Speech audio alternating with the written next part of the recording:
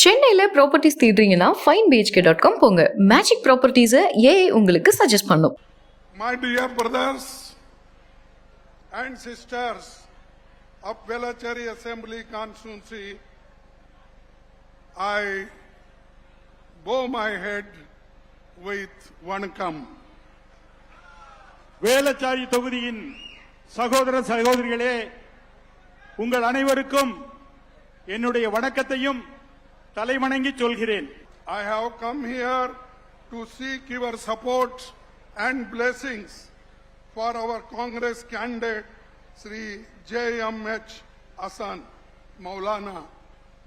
நான் இன்று உங்கள் முன் இங்கு வந்திருப்பதற்கு காரணம், நம்முடைய காங்கிரஸ் வேட்பாளர் அன்புக்குரிய திரு JMH ஹசன் அவர்களுக்கு ஓட்டு கேட்டு இங்கே வந்திருக்கிறேன். I have heard from the people of Velachery about his dedication, his accessibility, and most importantly, his work on the ground. Velachery மக்களிடமிருந்து நான் அறிந்திருக்கிறேன், அவர் இந்த தொகுதியின் மேம்பாட்டுக்காக ஒத்துழைப்புடன் எப்பொழுதும் அனைவரையும் எளிதில் சந்திக்கும் வாய்ப்பை பெற்று இந்த தொகுதிக்காக உழைத்துக் கொண்டிருக்கிறார் என்பதை நான் அறிவேன்.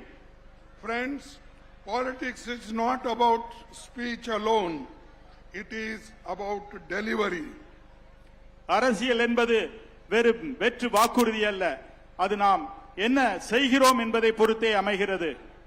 And your MLA, I am told, has worked against land encroachers, ensuring that government land is protected for public use.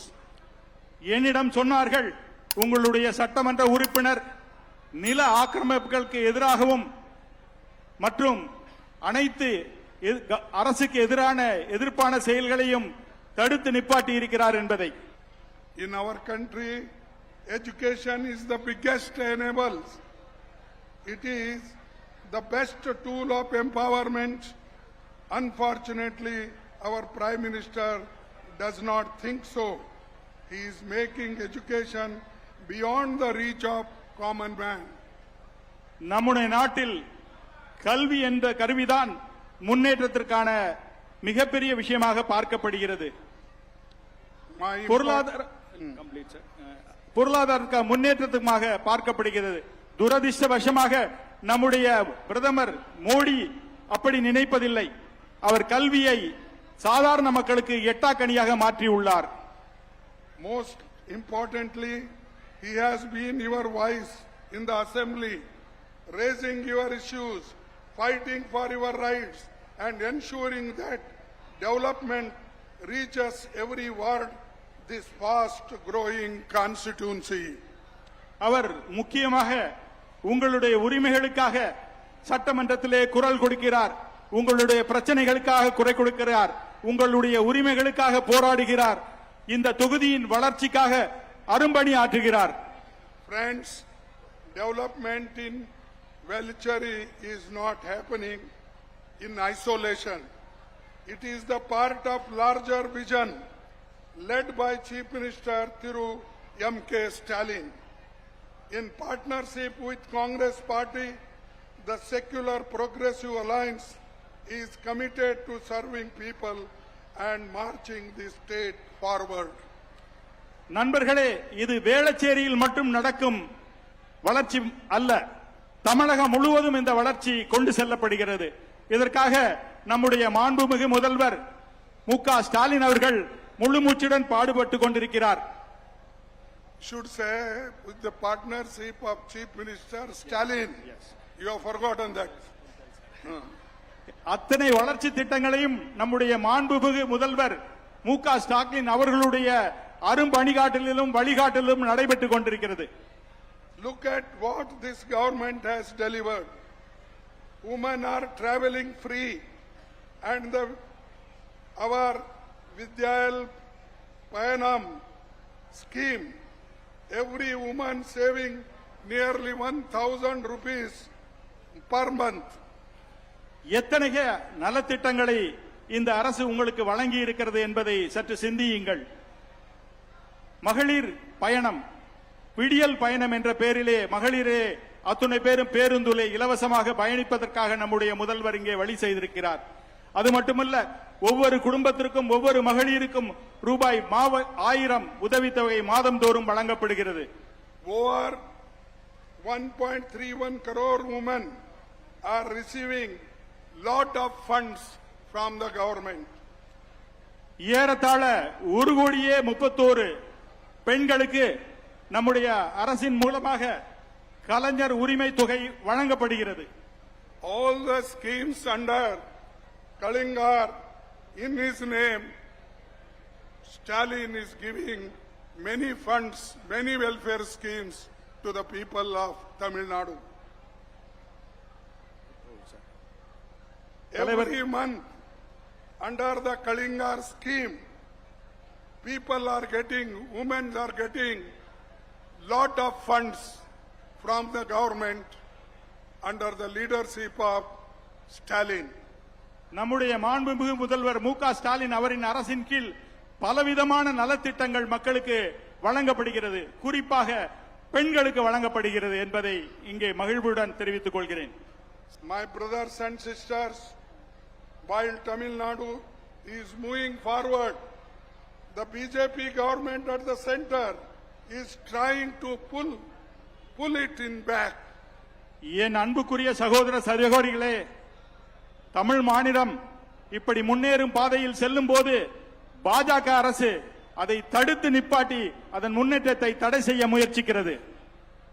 They are treating Tamil Nadu like a stepchild. தமிழ்நாட்டை மாற்றாந்தான் மனப்பான்மையுடன் நடத்துகிறது மத்திய அரசு. Despite contributing significantly to the nation's economy, நாட்டின் வளர்ச்சிக்கு மிகப்பெரிய பங்காற்றினாலும் அவர்களுக்கு கொடுக்கப்படுகின்ற தொகை மிகவும் குறைவாக இருக்கிறது. Tamil Nadu is receiving a disproportionately low share of tax revenue. GST மற்றும் அமைப்புகள் மூலமாக நாம் பெரும் பங்கை மத்திய அரசுக்கு செலுத்தினாலும் அவர்கள் திருப்பி கொடுக்கும் பங்கு மிக குறைவாகவே தமிழ்நாடுக்கு கிடைக்கிறது. Funds meant for education, the Samagra Shikshana Yojana, are being withheld. Funds for education like Samagra Shiksha Yojana is withheld. கல்விக்காக வழங்கப்படும் சமக்கர சிக்ஷான் ஸ்கீம் போன்றவை முடக்கப்படுகிறது, தடுக்கப்படுகிறது.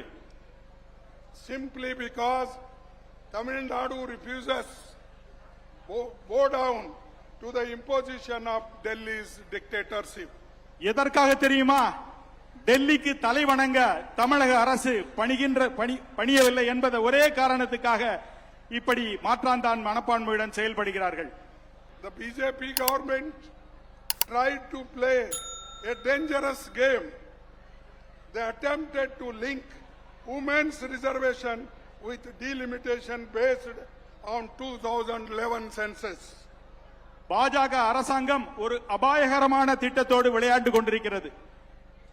No, you tell, attempted to link with women's reservation with delimitation based on 2011. பாஜக அரசாங்கம் மிகவும் அபாயகரமான முறையில் மகளிர் இடஒதுக்கீட்டையும் தொகுதி மறைவரையையும் ஒன்றாக சேர்த்து சூழ்ச்சியாக அதை நடத்த முயற்சித்தார்கள். It means punishing states like Tamil Nadu and successfully controlled population growth. தமிழ்நாட்டு மக்கள் தொகை மற்றும் மனித வளம் அத்துணையிலும் முன்னாடி இருந்த போதும் அவற்றை கட்டுப்படுத்தி அதற்காக பரிசாக வழங்காமல் அவர்களை தண்டிக்க நினைக்கிறது பாஜக அரசு. Instead of rewarding Tamil Nadu, they wanted to reduce its voice in parliament. Tamizhagan இந்த மாதிரி ஏற்பாடுகளை செய்ததற்காக அவருக்கு பாராட்டி பரிசளிப்பதை தவிர்த்துவிட்டு அவர்களுடைய உரிமைகளை அவர்களுடைய குரலை பாராளுமன்றத்தில் நசுக்க முயற்சிக்கிறது பாஜக அரசு. The opposition stood united.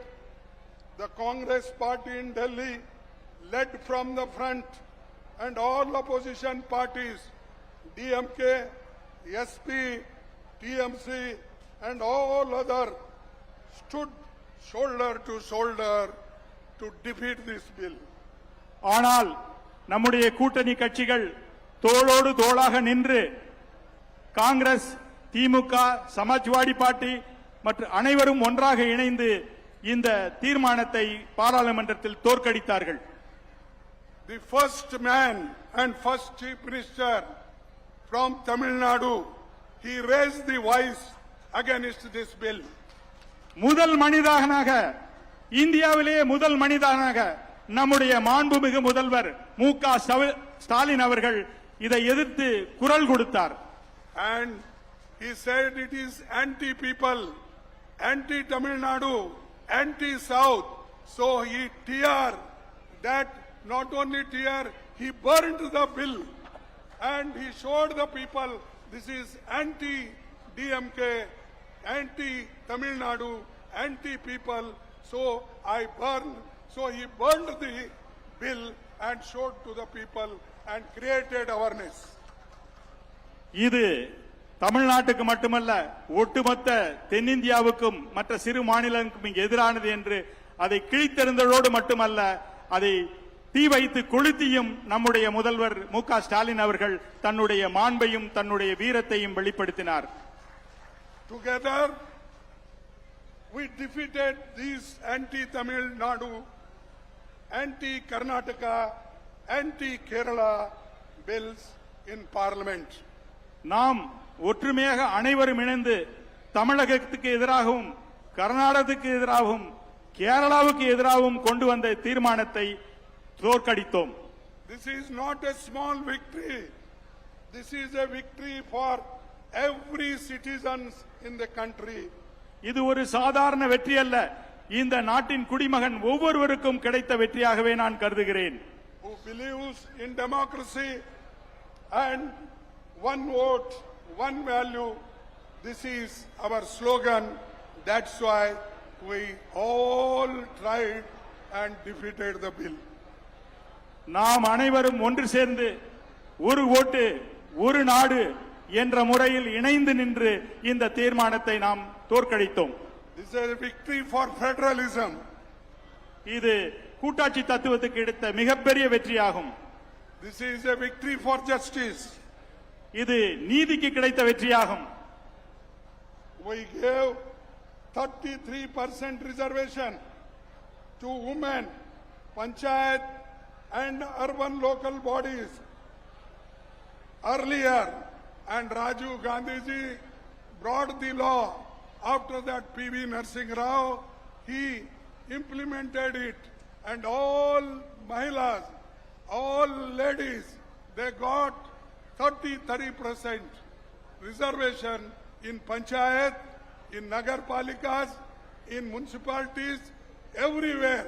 This is the achievement of Congress party. Those days, you should remember, it is not the achievement of Modi.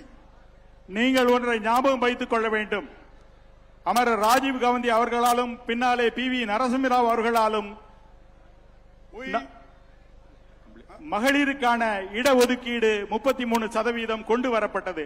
இதன் மூலமாக பஞ்சாயத்து மற்றும் உள்ளாட்சி அமைப்புகளிலும் மகளிருக்கான இடஒதுக்கீடு வழங்கப்பட்டது. இது காங்கிரசின் சாதனை, இது பாஜகவின் சாதனை அல்ல என்பதை இங்கே தெரிவிக்க விரும்புகிறேன்.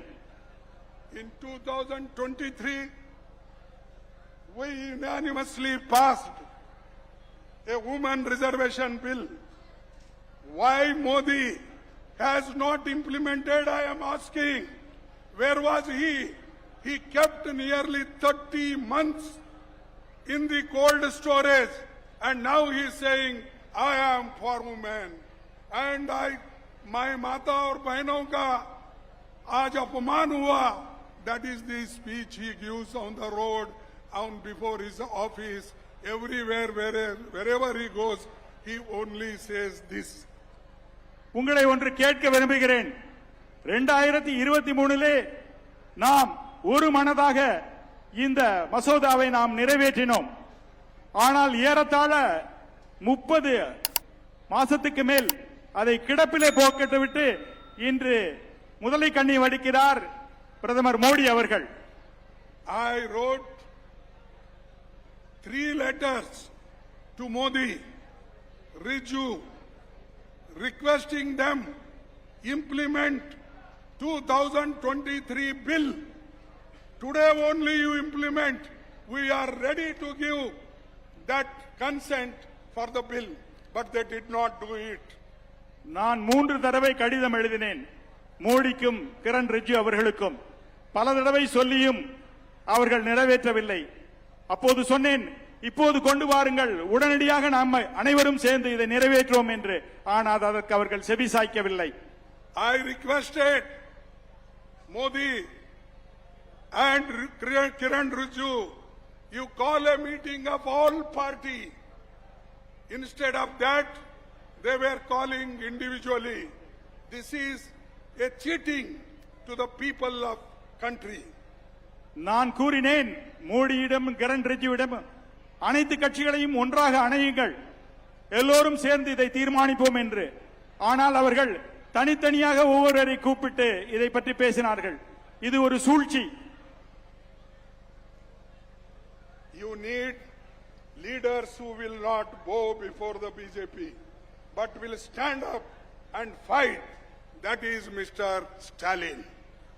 நம்மளுக்கு தேவை டெல்லிக்கு அடிபணிந்து அவர்களை வணங்கி நிற்கும் தலைவர்கள் அல்ல, அவர்களை எதிர்த்து தலைவணங்காமல் நிற்கும் நம்முடைய தமிழக முதல்வர் மாண்புமிகு மு.க. ஸ்டாலின் போன்றவர்கள் தான் இப்போது தமிழ்நாட்டுக்கு தேவை. Friends, today AIDMK has lost its identity.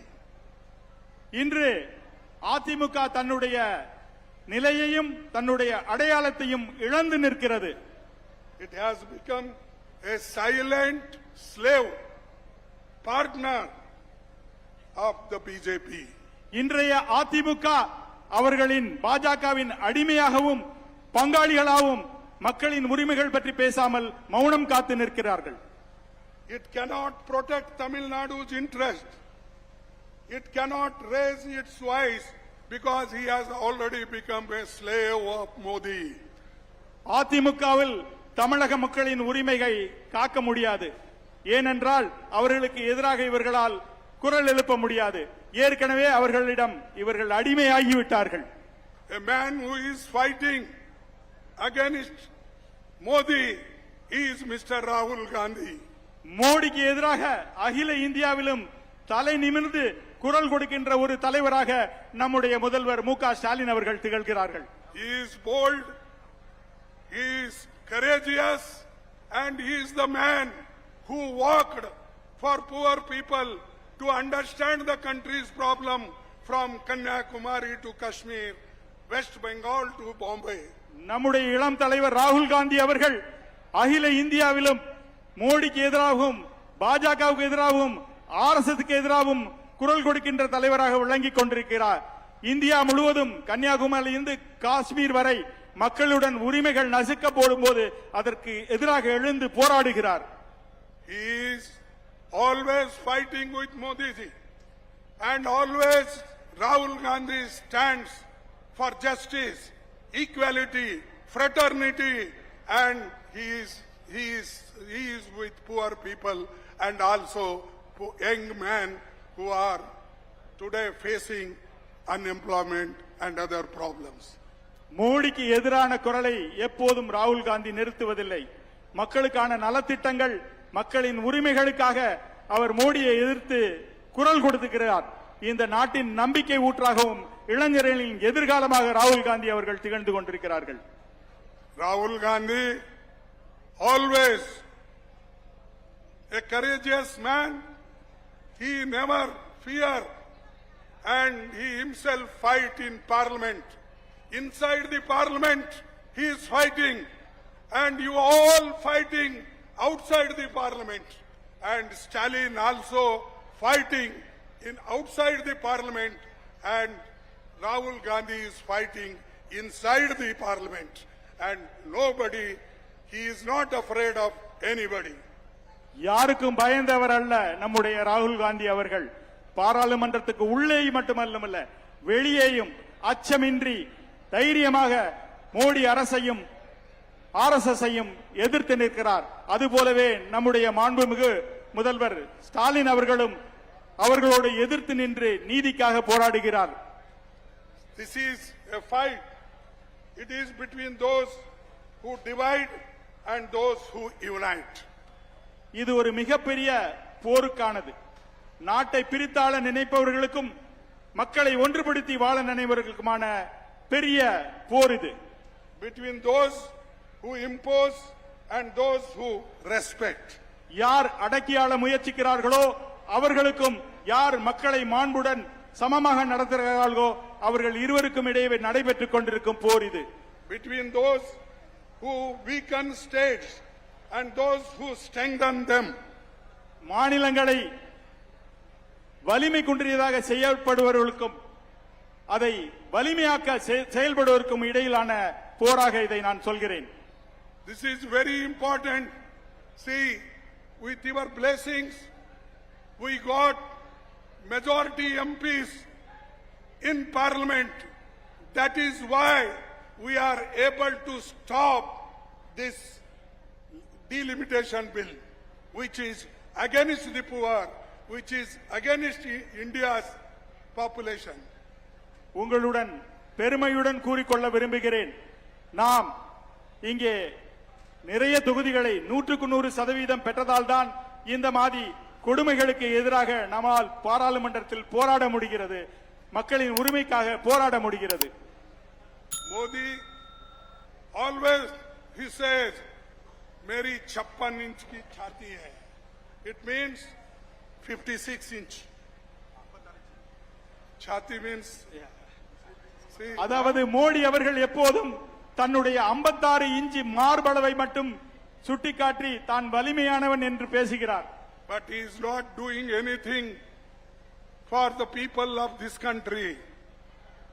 ஆனால் மார்பின் வலிமையும் விரிவையும் பற்றி பேசுகிறவர் மக்களுக்காக எதையும் செய்வதில்லை, இந்த நாட்டிற்காக எதையும் செய்வதில்லை என்பதை உங்களிடம் கூற ஆசைப்படுகிறேன். I urge you, stand with the alliance that has delivered, stand with the alliance that has protected Tamil Nadu's right, stand with the alliance that believes in social justice, secularism and inclusive growth. I will read. I urge you, stand with the alliance that has delivered, stand with the alliance that has protected Tamil Nadu's right. உங்களை மிகவும் தாழ்மையுடன் கேட்டுக்கொள்ள விரும்புகிறேன். எழுந்து இந்த கூட்டணியுடன் இணைந்து நெல்லுங்கள். இந்த நாட்டின் மக்களை பாதுகாப்பதற்காகவும் சமூக நீதிக்காகவும் சமத்துவத்துக்காகவும் பாடுபட்டுக் கொண்டிருக்கிற கூட்டணிகளோடு இணைந்து நின்று வெற்றியை பெற்றுத் தாருங்கள்.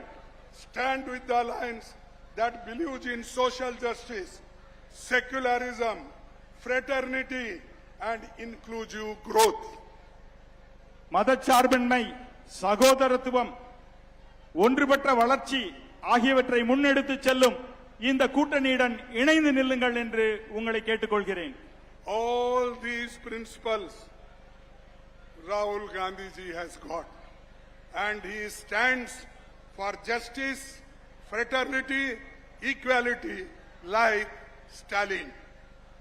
எப்படி நம்முடைய தமிழக முதல்வர் அவர்கள் சகோதரத்துக்காகவும் சமத்துவத்துக்காகவும் சமூக நீதிக்காகவும் குரல் கொடுத்து போராடுகிறதோ அதை போல்தான் நம்முடைய இளம் தலைவர் ராகுல் காந்தி அவர்களும் அகில இந்திய அளவிலே இதே நோக்கத்துக்காக இதே கோரிக்கைக்காக போராடி கொண்டிருக்கிறார். Don't believe Modi. Modi is a liar. மோடியை நம்பாதீர்கள், அவர் ஒரு புழுகு மூட்டை, பொய்யர். And always he told false promises. He gave false promises, denotification and other employment 2 crores. Where are they? 50 lakhs rupees for each. All bogus promise he gives. Modi is a liar. Modi ஒரு பொய்யர், பித்தலாட்டக்காரர். தவறான வாக்குறுதிகளை இந்த நாட்டு மக்களுக்கு சொல்கிறார். தொகுதி வரையறை என்று பேசுகிறார். ஒவ்வொருவருக்கும் 15 லட்சம் கொடுப்பேன் என்று சொன்னார். எங்கே போனது அவரது வாக்குறுதி எல்லாம்? அவரை நம்பாதீர்கள், அவர் ஒரு பித்தலாட்டக்காரர்.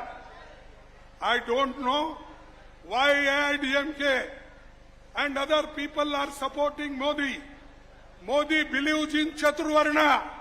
Modi believes in Manusmriti. Modi believes in, he is an anti-woman, anti-scheduled caste and anti-poor people. I am not able to understand. And Tamil Nadu like state, if believes this, it is a burial ground for AIDMK. Periyar வாழ்ந்த மண்ணில் அதிமுக அதனுடைய தோழர்களும் எதற்காக பாஜக அரசிடம் செல்கிறார்கள், மோடியின் பின்னே செல்கிறார்கள் என்பது எனக்கு விளங்கவில்லை. அவர்கள் பித்தலாட்டக்காரர்கள் மட்டுமல்ல, மனித நேயத்துக்கு எதிரானவர்கள், வெறுப்புணர்ச்சியை தூண்டுவர்கள், தலித் சமுதாயத்துக்கும் மைனாரிட்டி சமுதாயத்துக்கும் எதிரானவர்கள். அவர்களை ஒருபொழுதும் நம்பாதீர்கள். He is against poor, he is against women, he is not a man who can fight for ladies, but only he fights for rich people. அவர் உண்மையிலே பணக்காரர்களுக்காக மட்டும் சார்பாக செயல்படுபவர். மகளிருக்காகவோ, தலித் மக்களுக்காகவோ, பிற்படுத்தப்பட்ட மக்களுக்காகவோ, விவசாயிகளுக்காகவோ, ஏழை மக்களுக்காகவோ அவர் ஒருபோதும் குரல் கொடுப்பதில்லை. அவர்களின் உரிமையை நசுக்கவே அவர் செயல்படுகிறார். Thank you. வணக்கம். ஜெய் ஹிந்த், ஜெய் காங்கிரஸ். நன்றி, வணக்கம், ஜெய் ஹிந்த். சென்னையில ப்ராப்பர்ட்டிஸ் தேடுறீங்கன்னா finebhk.com போங்க. மேஜிக் ப்ராப்பர்ட்டிஸை ஏஐ உங்களுக்கு சஜஸ்ட் பண்ணும். மின்னம்பலம்.com தமிழின் முதல் மொபைல் பத்திரிகை.